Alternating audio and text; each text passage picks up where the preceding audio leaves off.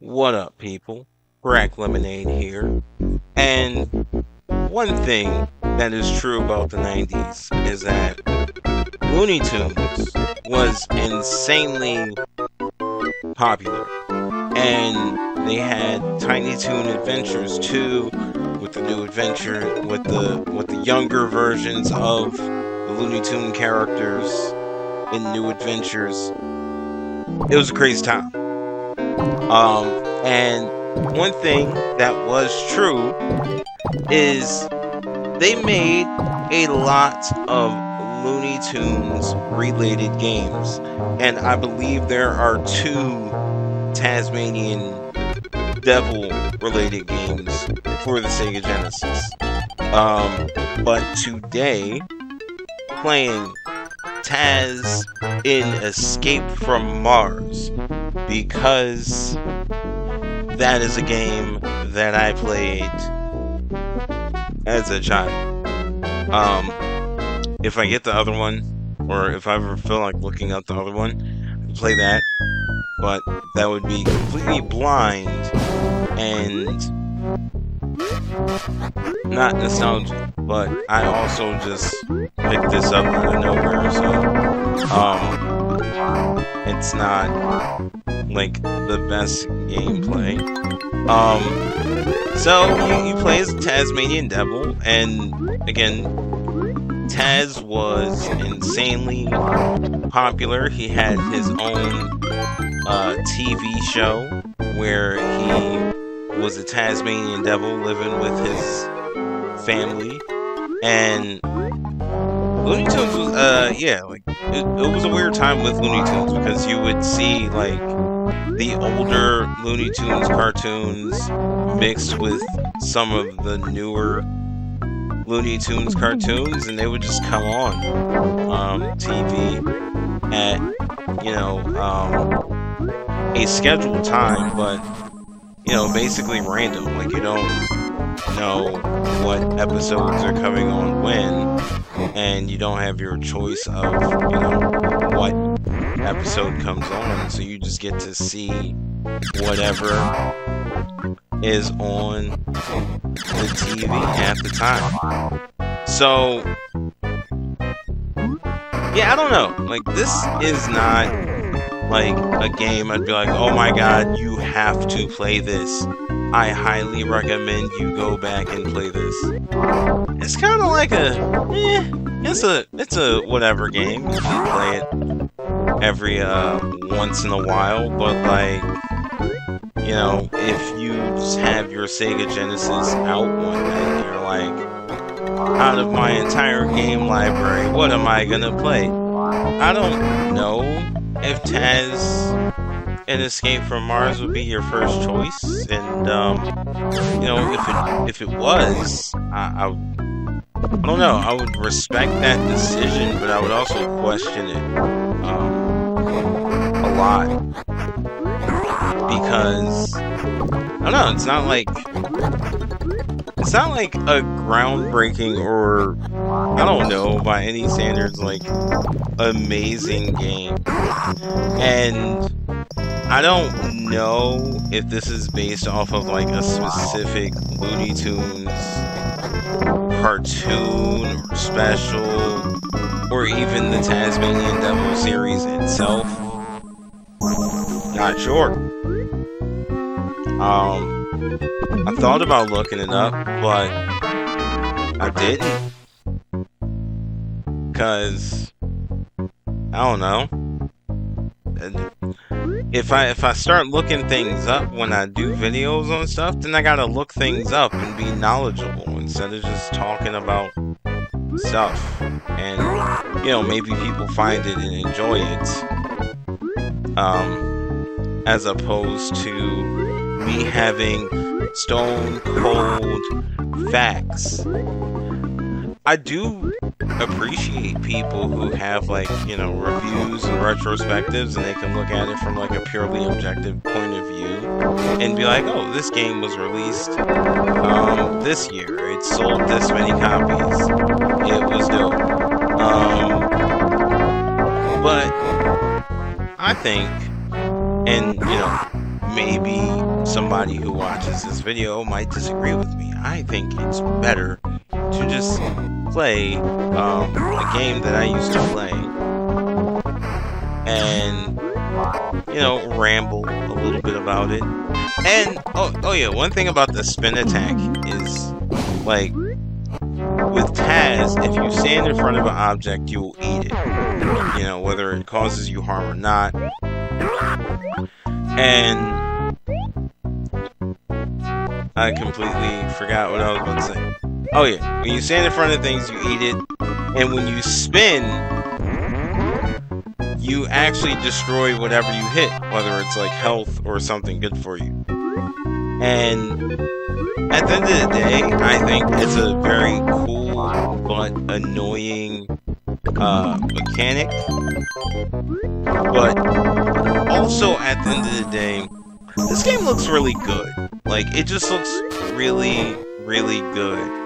And you can watch me just like try to backtrack and almost die because I don't know what I was trying to do. I was just trying to look at the level because I don't really remember this game. Like I said, it was, you know, you have a library full of other games. There's plenty to play. There's plenty other to enjoy. So I'm not saying that Escape from Mars is the first on my list to replay for the Sega Genesis. If anything, that would be Shinobi 3 Return of the Ninja Master, because that is the all-time banger of Sega's library. I'm lying. Somebody will be mad at me and be like, Sega made better games. Like, what about Yakuza? What about Sonic? And what about all of that? Of course, like, it's subjective. I'm not saying this is the all-time best game ever. But I will say, Shinobi 3 is peak Shinobi. I've honestly never played the Sega Saturn Shinobi game, so I don't know if that is better. But comparatively, going from the Sega Genesis to the PlayStation 2 with Shinobi and with Nightshade, completely underwhelming. Like, I don't know. The 2D environment worked perfectly for Shinobi. Like, it just worked. You know? And it was the most perfect control scheme compared to Revenge of Shinobi. Revenge of Shinobi feels kind of stiff. You know? Shinobi 3 feels fluid. It is, like, literally, I don't know. That is the most ninja I felt playing a video game. And that includes Tenchu. So, yeah, no, Shinobi 3 is peak Sega to me. You may disagree with me, and that's cool, but, according to me, you're wrong, and, you can't tell me anything else. With that said, we're talking about paths, and one thing I really don't like about these levels is that some of them are really convoluted and just kind of mazy. And I did not know what to do for this boss the entire, like, first life. So I am just doing the worst thing possible for this boss. But at the same time, when you play a game you haven't played in a long time, you forget how certain things go. And sometimes games don't explain what's going on. It just does its own thing. And I don't know if that's when I figured it out, or yeah, I think that's when I figured it out. But yeah, like sometimes you play games, it's trial and error. I do think that is something that I particularly enjoy with the 16-bit era, where a lot of the games, there's definitely bad games. There's definitely bad games. Bad games don't escape any system. But I feel like 16-bit was like the peak with gameplay and interesting visuals, especially when you go more of a cartoonish route. Like when you're trying to make things look like cartoons, they look so beautiful drawn as pixels for the Sega Genesis. It is one of the greatest things about the 16-bit era.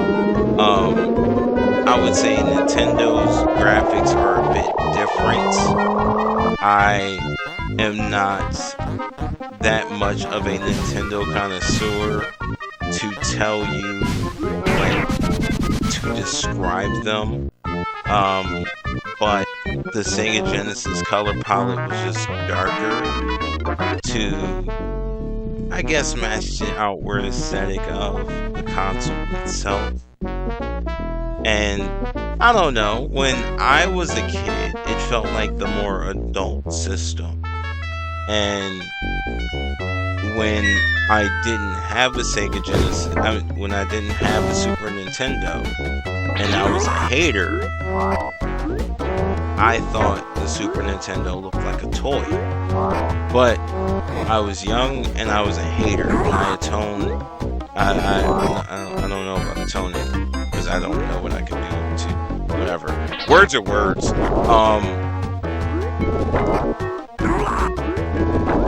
I grew up, I acknowledged my mistake. That is what I mean. That's what I'm talking about.